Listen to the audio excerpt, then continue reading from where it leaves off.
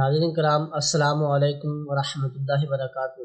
آپ دیکھ رہے ہیں یوٹیوب چینل ریسرچ ٹور۔ ناظرین کرام، آج کی ہماری ویڈیو کا ٹاپک ہے کہ روز قیامت سمندروں میں آگ کیسے لگے گی، کیا پانی کو آگ لگ سکتی ہے؟ ہم اپنی روزمرہ کی زندگی میں یہ دیکھتے ہیں کہ جہاں کہیں آگ لگی ہو اسے بجھانے کے لیے پانی کا استعمال کیا جاتا ہے، تو کیا پانی میں بھی آگ لگ سکتی ہے؟ ان سب سوالوں کے جواب ہم آج کی ویڈیو میں جانیں گے۔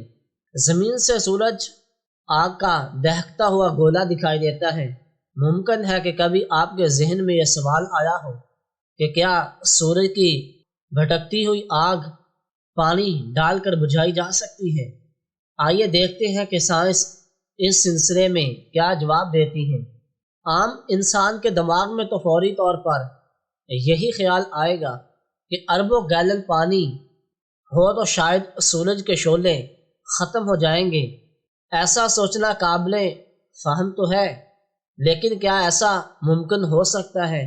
ناظرین کرام، کیونکہ آگ کیمیائی رد عمل کا نتیجہ ہوتی ہے اور آکسیجن ملنے کے بعد بھڑکتی ہے، اور اس پر پانی ڈال کر آکسیجن ختم کرنے کی کوشش ہوتی ہے تاکہ اس کی شدت میں کمی آ سکے۔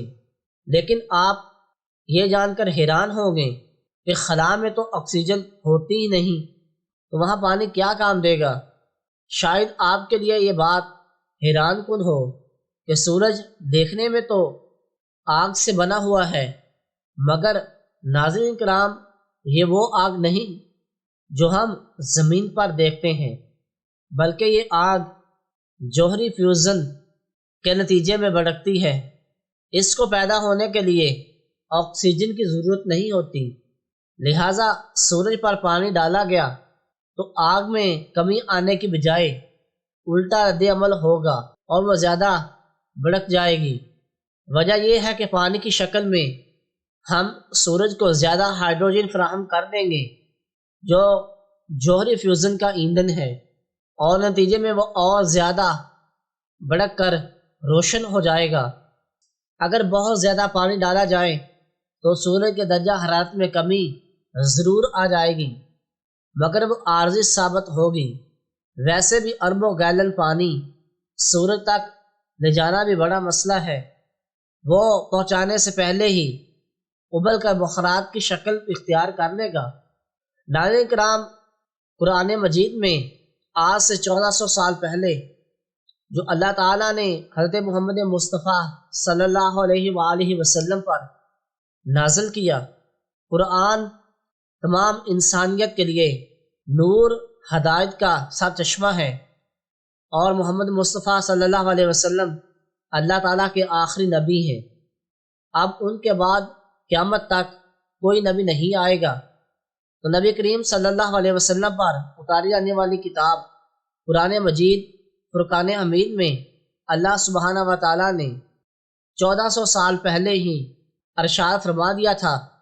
30ویں پارے میں سورہ التکویر میں اللہ سبحانہ و تعالیٰ ارشاد فرماتے ہیں، اور جس دن سمندروں کو آگ لگ جائے، یعنی قرآن نے یہ دعویٰ 1400 سال پہلے کیا تھا، جو کہ آج کی سائنس اس کی تصدیق کر رہی ہے۔ ناظرین کرام، آج ہم 21ویں صدی میں جی رہے ہیں۔ بہت سے لوگوں کا خیال ہے کہ مذہبی تعلیم اب جدید سائنس کے ساتھ نہیں چل سکتی، لیکن یہ دعویٰ غلط ہے۔ آج ہم 21ویں صدی میں جی رہے ہیں، اور قرآن مجید آج سے 1400 سال پہلے نازل ہوا، تو اس میں اللہ سبحانہ و تعالیٰ ارشاد فرما رہے ہیں کہ جس دن سمندروں کو آگ لگ جائے، یعنی کہ جو بات آج 1400 سال بعد سائنس جس کی تصدیق کر رہی ہے، اس کا ذکر قرآن مجید میں پہلے ہی کر دیا گیا ہے، جو اس چیز کی تصدیق کرتا ہے کہ پانی کو بھی آگ لگ سکتی ہے۔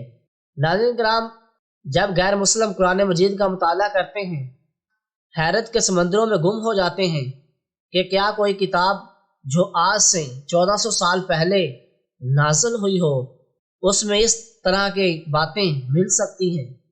ناظرین کرام، جب قرآن مجید نازل ہوا تو اس وقت کوئی نہیں جانتا تھا کہ پانی ہائیڈروجن اور آکسیجن گیس پر مشتمل ہے، اور اگر پانی کو تحلیل کر دیا جائے تو اس کی ہائیڈروجن آگ پکڑ لے گی اور پانی بجائے آگ بجھانے کے آگ بھڑکا دے گا۔